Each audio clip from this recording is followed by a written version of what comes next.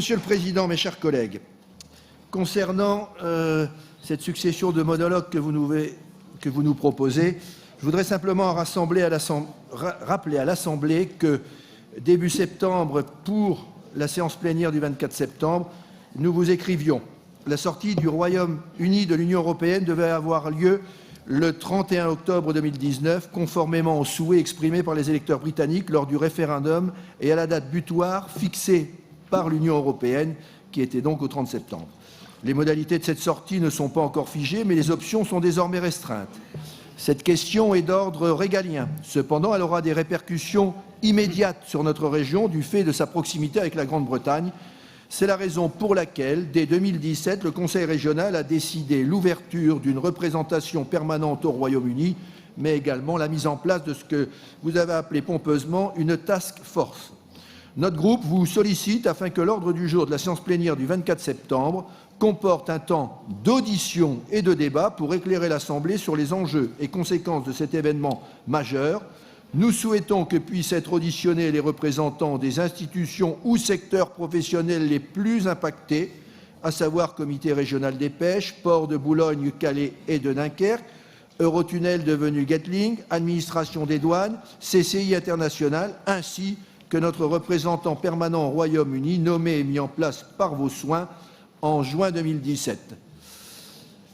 Hélas, il a fallu réitérer cette demande début octobre pour la séance plénière du 15 octobre, au mois de novembre pour la séance plénière du 11 novembre. Nous allons laisser passer le budget et nous avons de nouveau sollicité que nous puissions avoir au cours d'une séance plénière la présentation de votre plan d'action, parce que ce n'est bien là que nous attendons, puisque je vous écrivais le 29 janvier, nous avons constaté à réception du déroulé de séance que vous avez inscrit à l'ordre du jour l'expression des groupes politiques.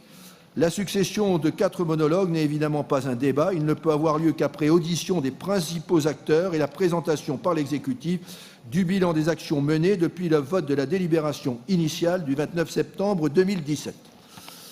Voilà, donc nous en sommes aujourd'hui, et moi je vous pose quelques questions, Monsieur le Président. Pourquoi ce refus de faire auditionner en séance plénière les principaux acteurs, ceux qui sont concernés par les conséquences du Brexit? Pourquoi refuser? Vous voulez que je vous réponde tout de suite pour faire un échange? Nous avons demandé la présentation par l'exécutif du bilan des actions menées depuis le vote de la délibération et les recommandations. Que le représentant permanent du Conseil régional au Royaume-Uni vienne nous présenter son action. Je vous pose ensuite autre question. Quid de la prise en charge par l'État des 6 millions d'euros investis de force, on va dire, ou par nécessité par le port de Calais à la demande de l'État pour préparer le Brexit, dont il semble qu'aujourd'hui elle reste à la charge du délégataire de service public.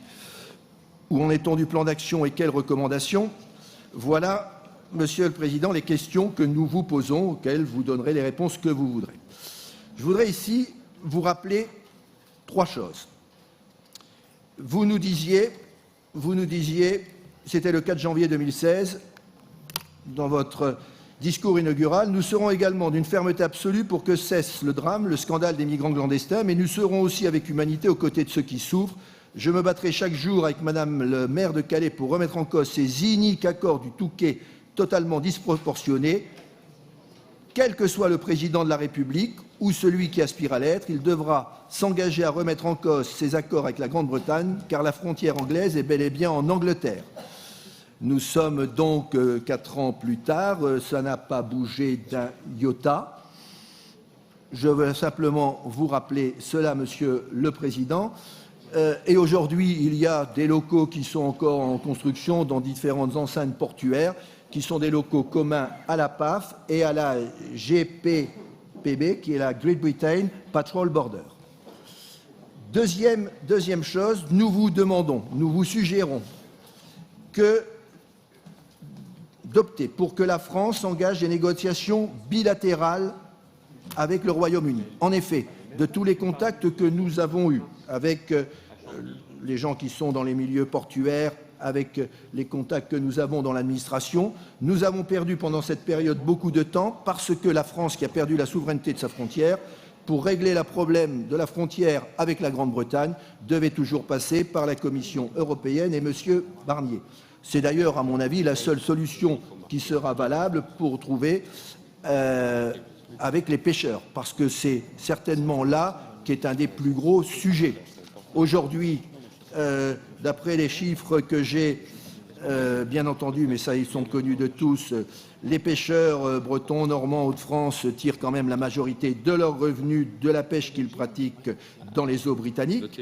Il faut savoir que, selon une dernière source des Échos du 24 janvier 2019, les continentaux ont pêché 683 000 tonnes de poissons dans les eaux britanniques, quand les Britanniques n'en pêchaient que 110 000 tonnes. Il faudra donc bien trouver une solution, mais je ne doute pas de la sagesse des États.